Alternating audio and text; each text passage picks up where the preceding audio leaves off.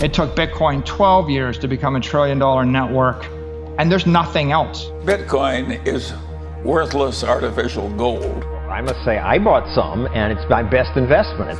So I'm not bullish on Bitcoin. And Bitcoin is the best money currently available. Because it's decentralized, it cannot be stopped. And the main motivation is for the price to go up. They don't use it, they don't transact in it, they just hodl it. And they're hoping to get rich. And what's your response to that? People not using Bitcoin and just hodling it and hoping to get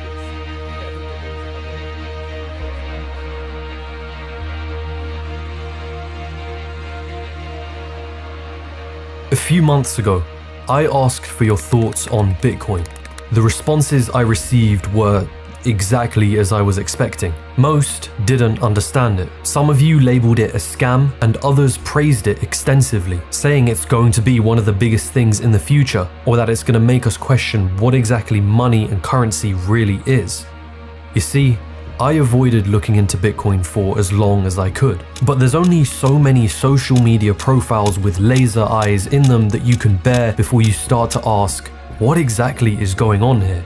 And the more I tried to answer that question, the more intrigued I was by Bitcoin and the ongoing saga it's become.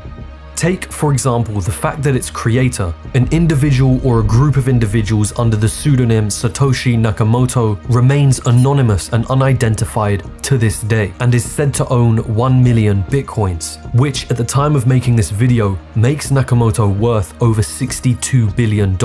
Theoretically, should the price of a single Bitcoin rise to $177,000, Nakamoto would be the richest person in the world, were they to sell their coins. But Nakamoto is only one part of what makes this ongoing saga so fascinating. Truth is, it's a wild world out there, and I think it's time that you and I finally take a step into the realm of crypto and begin to make sense of it all.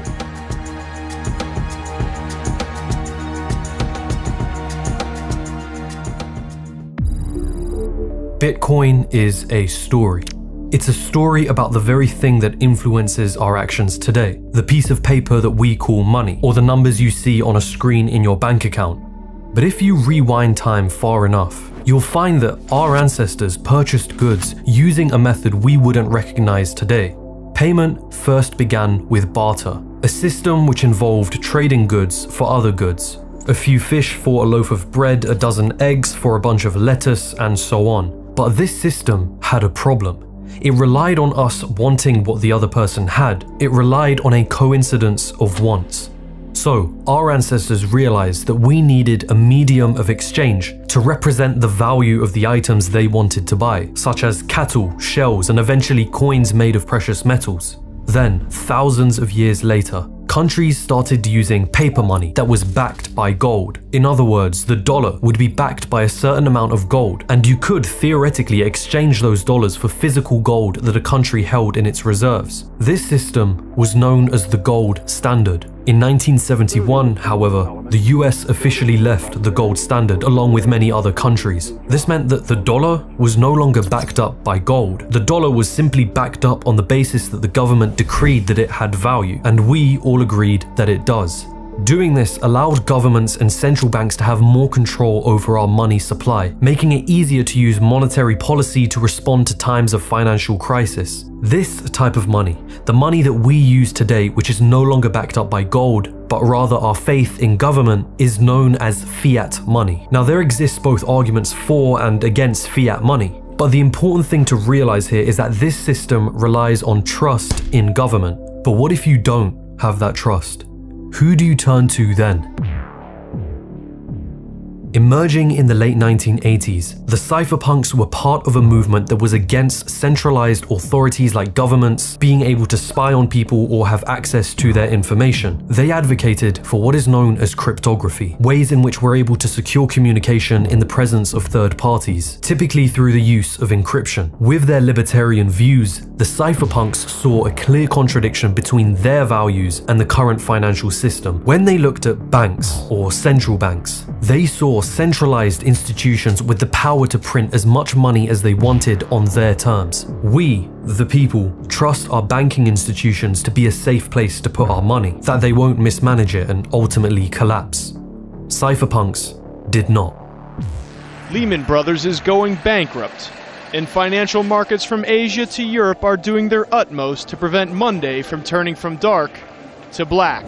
Brought down by bad mortgage investments, Lehman, which has 25,000 employees, will be liquidated. The American people can remain confident in the soundness and the resilience of our financial system. Major financial institutions have teetered on the edge of collapse, and some have failed. We are in the midst of a serious financial crisis.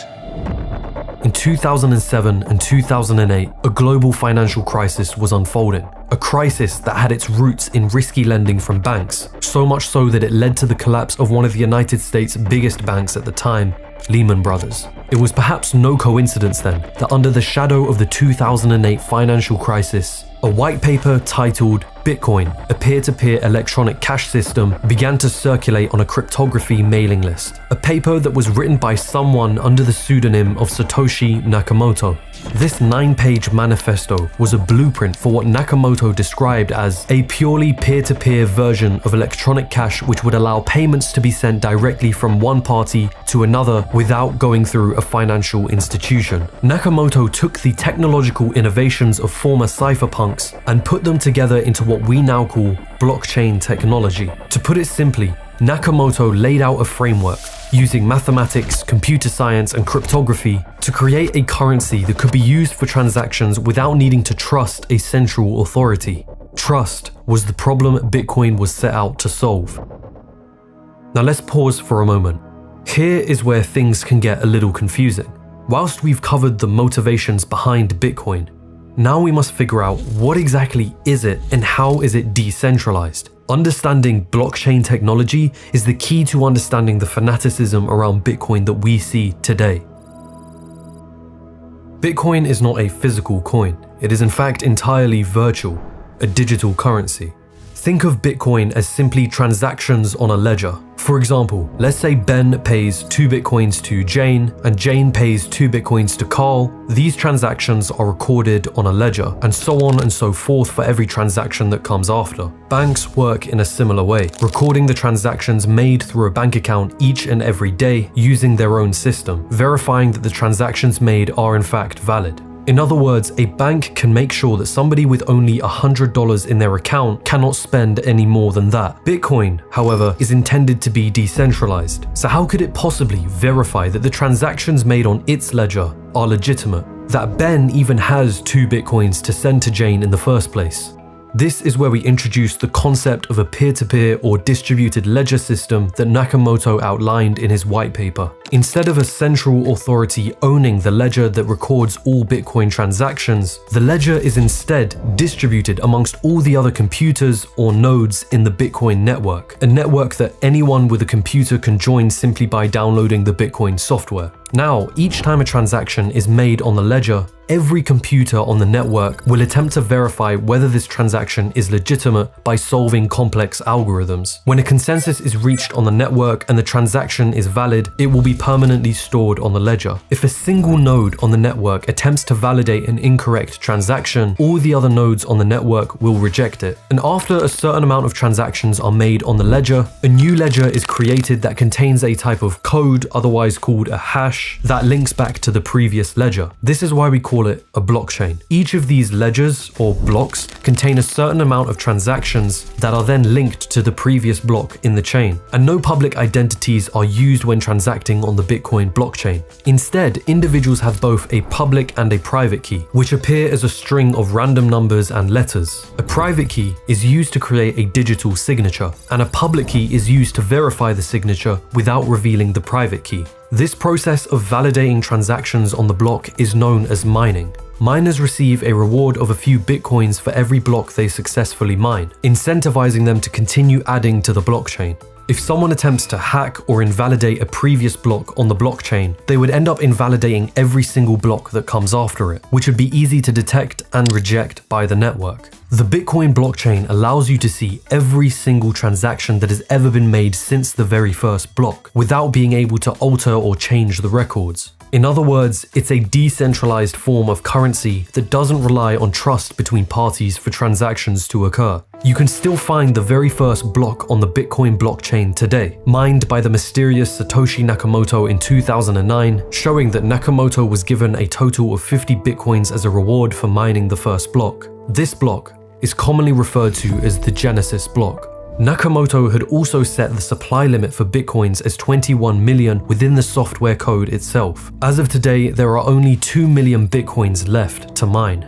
Now, admittedly, all of this can seem very confusing at the start, and it's very difficult to explain all of this inside of one video like we're trying to do now. There are, however, many other resources that you can use to learn about Bitcoin and blockchain technology, one of which is Skillshare, who are kindly sponsoring this video. If you haven't heard of them already, Skillshare is an online community with amazing classes. At the moment, Skillshare has a demystifying cryptocurrency, understanding Bitcoin and beyond class by Meltem Demirors, who does a brilliant job of explaining some of the jargon that you'll commonly hear in the cryptocurrency space and breaking down how Bitcoin technology works. Even better, Skillshare is at the price of about $10 a month for an annual subscription, which is the same price as 2 coffees a month, and the first 1,000 people to click the link in the description of this video will get a free trial of Skillshare Premium. I've been using Skillshare myself for a long while, and I still use it to this day to help me with things like video editing. One class I recently took was on animating kinetic typography on After Effects, but there are a ton of other classes on Skillshare ranging from creative writing, web design, illustration, and all sorts of other things. So remember to click the link in the description below and be one of the first 1,000 people to claim your free trial of the premium membership today. But one question still remains. How did Bitcoin reach the price it's at today? Could a digital currency with albeit brilliant technology truly be worth more than $60,000? Price is a matter of demand. So how did the demand ever reach this point in the first place? In early 2009, after releasing their infamous white paper, Nakamoto mined the Genesis block, setting into motion a series of events that would change its future forever. The early adopters of Bitcoin included those from the cypherpunk movement and others who mined Bitcoin just as a hobby. Until 2010, Bitcoin was worth practically nothing. Yet that would soon change. That year, during the month of May, a man named Laszlo Honjats created a post on a Bitcoin discussion forum offering to pay 10,000 Bitcoins for 2 large pizzas. 2 days later, Laszlo reported that he had successfully traded his Bitcoin for $25 worth of pizza. This was the very first recorded transaction in which Bitcoin was used to purchase a tangible item. And just like that, the digital currency took its first big step in becoming recognized as having value. The 22nd of May was officially dubbed Bitcoin Pizza Day. By the end of 2010, Bitcoin had gone from being worth nothing to 39 cents, and the very first Bitcoin exchange, Mt. Gox, was set up, making it easier for people to trade their Bitcoins with regular currencies. In 2011, Bitcoin reached a price of $1, and suddenly we began seeing the emergence of other cryptocurrencies. Using the very same blockchain technology that Bitcoin uses, these alternative cryptocurrencies, otherwise known as altcoins, aim to solve their own problems by making changes to the original Bitcoin. Whilst Bitcoin's intentions are to be a digital currency, a cryptocurrency like Ethereum is attempting to do something entirely different using blockchain technology, both of which require their own research and looking into. There are currently thousands of altcoins out there, and some of which are Ponzi or pump and dump schemes that serve no use purpose. Bitcoin did, however, struggle in its early years from a poor reputation and multiple scandals. Its use of a private and a public key system allowed for a level of anonymity which made it perfect for criminals and illegal use purposes. Silk Road was a notorious website on the dark web which engaged in the buying and selling of illegal substances with which bitcoins were used for transactions. The website itself was a sophisticated endeavor that proved tough to crack. It used the online currency bitcoins and operated in the so-called deep web. Because of this, the association of Bitcoin with black markets like Silk Road put a stain on its reputation that can still be felt today. Another significant scandal during these years was the collapse of Mt. Gox, Bitcoin's first and biggest exchange, which at one point handled up to 70% of all Bitcoin transactions. Ever heard of an online currency exchange known as Mt. Gox? Its website had been one of the largest online exchanges exchanges for the digital cryptocurrency known as Bitcoins. The site went offline Tuesday amid allegations of major theft, and Karpels acknowledged today he can't account for 850,000 Bitcoins. Mt. Gox unexpectedly shut down today, owing hundreds of millions of pounds. What was once one of the world's biggest Bitcoin exchanges, Mt. Gox has filed for bankruptcy protection in Japan. But even during Bitcoin's worst days, the demand still remained. With the launch of companies like BitPay, which provided mobile transactions for businesses wanting to accept Bitcoin, the speculation around the cryptocurrency reached new heights. In 2013, Bitcoin reached $1,000 at its peak before dropping into the hundreds. It was in 2017, however, when Bitcoin faced its most unbelievable year yet.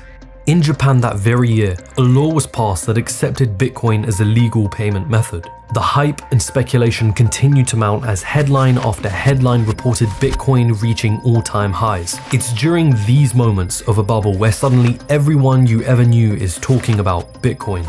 The market was getting greedy and irrational. There were companies simply adding blockchain to their name and seeing their share prices surge 394%. At the peak of it all in December of 2017, a single Bitcoin was worth almost $20,000. But just as fast as the hype and speculation had come, it had also burst. If you think the Dow had a bad day, Bitcoin's was worse.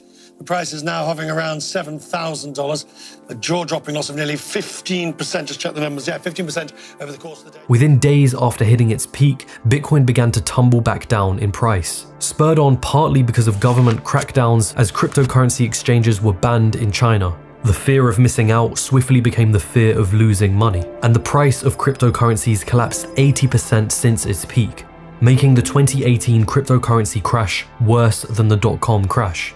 I mean, I bought Bitcoin when it was $20,000, and I literally put $300,000 in there. That 300 was like literally my life savings, you know? By December of that year, Bitcoin had fallen to just over $3,200. And yet, despite the crash, Bitcoin's worth remained in the thousands. And now, only 3 years after the 2018 crash, Bitcoin is worth over $60,000 at the time of recording. Why? What separates a retail investor from an institutional investor? For one, it's money. A lot of money. It's for that reason then that the recent institutional interest in Bitcoin is what is fueling the current insanity that we see today. Just out this morning from PayPal, company's Venmo app will now allow its 70 million customers to buy, hold, and sell cryptocurrency. Now, the rollout begins today and it's going to be available to all customers in the next few weeks. Elon Musk does it again. A shock announcement and an immediate market response.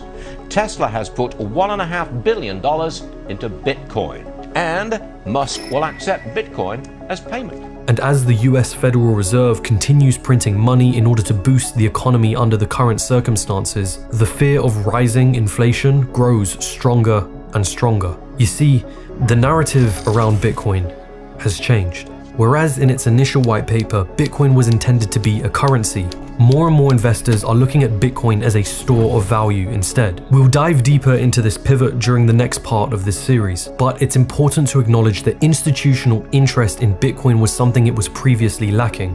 Bitcoin ultimately has to rely on people's belief in its ability to be a currency, or as we now see it being used as, a store of value. And yet there are those who say that Bitcoin is not worth its current price, or those that think its price is being manipulated to a great extent. The price of Bitcoin is totally manipulated by a bunch of people, by a bunch of whales. Honestly, I think the whole damn development is disgusting. This week, former PayPal CEO Bill Harris called the cryptocurrency, quote, the greatest scam in history, noting that it is a pump and dump scheme. I could care less what Bitcoin trades for, how it trades, why it trades, who trades it. If you're stupid enough to buy it, you'll pay the price for it one day.